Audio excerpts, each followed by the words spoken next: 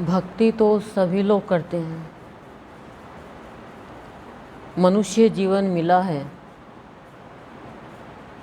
तो इसमें हमें सबसे पहले ये देखना है कि हमने सहारा किसका लिया है, आधार किसका लिया है हमने।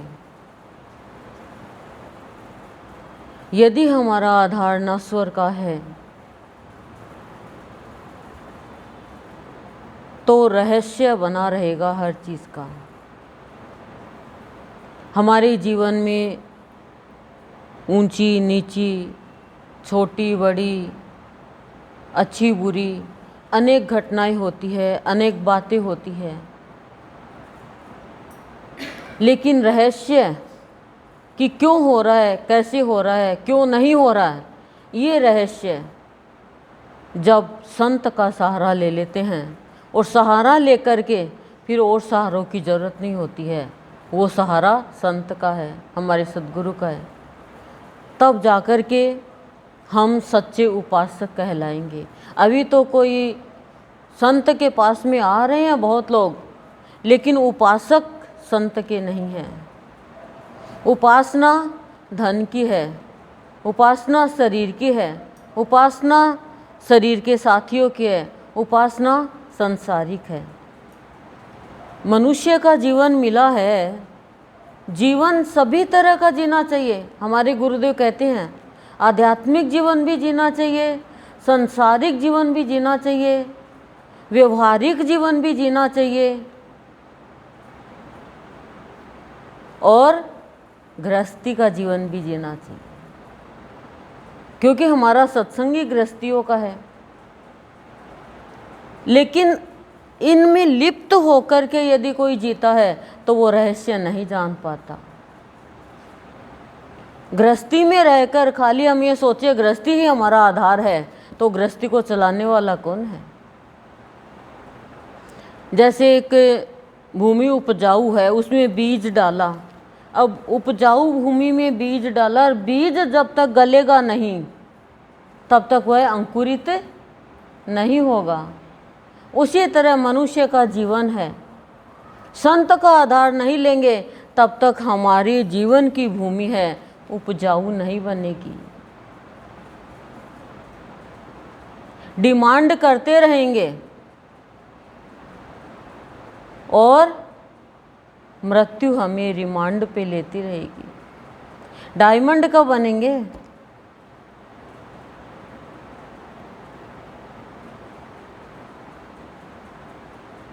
बताओ, हीरा कब बनेंगे? क्यों कहा संतों ने हीरे जैसा जीवन है? क्योंकि कोयले के पीछे भाग रहे हैं। कोयले की खान में हीरा निकलता है। इस संसार में ही संत है, लेकिन जीवन जीना नहीं आया। धन कमाया, 1 महीने से तनख्वाह मिली हमें और उस तनख्वाह से हमने गलत काम में लगा दिया वो धन हमने, तो पैसे का दुरुपयोग हुआ कि नहीं हुआ? इतनी मेहनत करके हमने पैसा कमाया और पैसे का दुरुपयोग हो गया। उसी तरह से ये शरीर है, ये जीवन है, ये जीवन धन, ये शरीर रूपी धन है।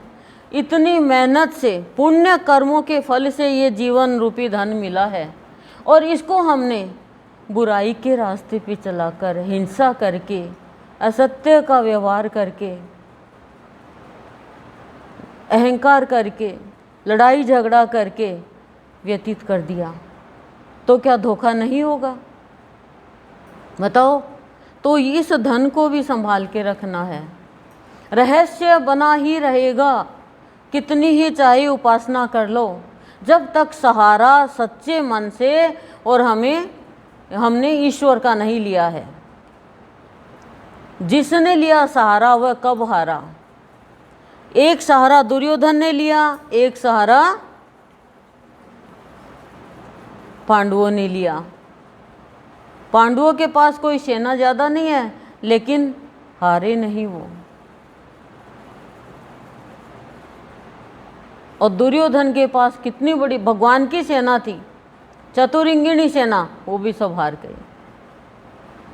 कितनी शक्तिशाली था वो हिरण्यकशिपु, कितनी मेहनत करी उसने, भक्ति करी, तपस्या करी परिवार से दूर जाकर के, लेकिन भक्ति का दुरुपयोग किया। भक्त को सताने में वो रहस्य बना रहा कि इसको बचा कौन रहा है,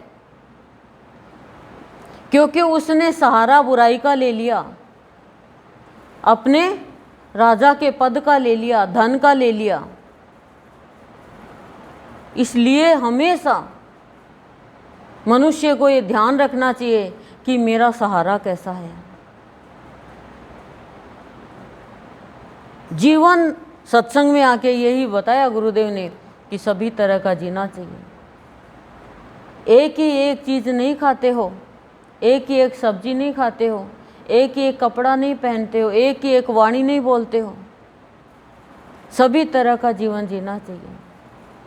मनुष्य की प्रशंसा से, मनुष्य की बातों से कुछ भी नहीं बनता है जब तक प्राणी खुद नहीं बनता है।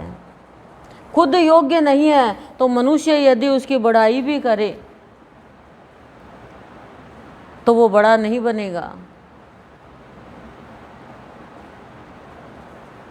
घड़ी बांधने से समय हमारे अनुकूल नहीं होगा। हम समय को देख सकते हैं,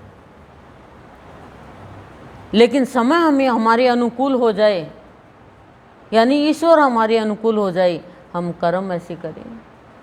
लेकिन हम तो ये सोचते हैं बुराई में चल रहे हैं तो भी हमारे अनुकूल रहे, वो तो प्रतिकूल का समय है।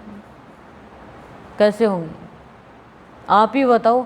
बच्चा पूरी साल स्कूल में नहीं जाए और लास्ट में एग्ज़ाम देने जाए तो क्या उसको बैठने दिया जाएगा क्या एग्ज़ाम में? बच्चों बोलो, नहीं बैठने दिया जाएगा। पूरे टाइम है नौकरी पे नहीं जाए और 2 दिन नौकरी पे जाए, क्या उसको सैलरी मिलेगी? क्या नहीं मिलेगी। तो हमने सहारा किसका लिया? बेसहारा हो गए हम पागल हैं क्या? बताओ, ये सब पागल खाना है पूरा संसार।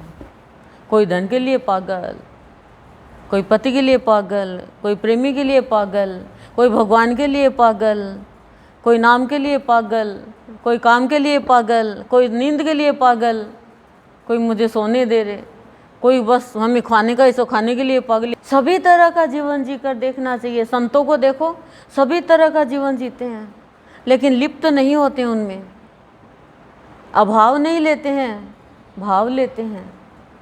तो ये संसार तो एक पागल खाना है ये संतों के लिए। तो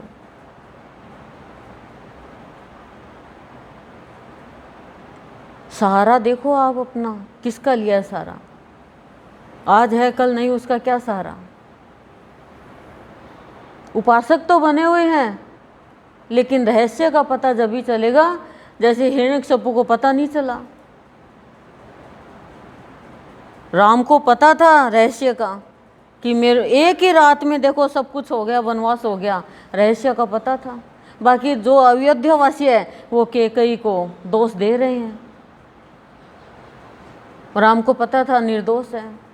तो हर चीज़ का रहस्य का पता चल जाएगा कि मेरे साथ ऐसा क्यों कर रहा है, ये मेरे साथ ऐसा क्यों कर रही है, ये अपने अपन कहते हैं बुरा कर्म कर रही है। नहीं, ये तो नियति ने फिक्स कर रखा है, ये तो होने वाला ही था।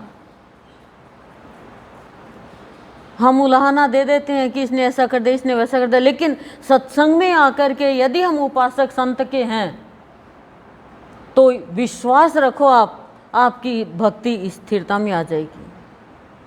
यदि स्थिरता की भक्ति आ गई, ये मान लो गुरु ने मुझे अपना लिया और अभी चंचल भक्ति है, गुरु ने नहीं अपनाया है। आप आ रहे हो पर गुरु ने स्वीकार नहीं करी अर्जी। और जिसकी भक्ति स्थिर है, एक जगह टिक गए, तो फिर गुरु ने अपना लिया। 100% ये सत्य बात है।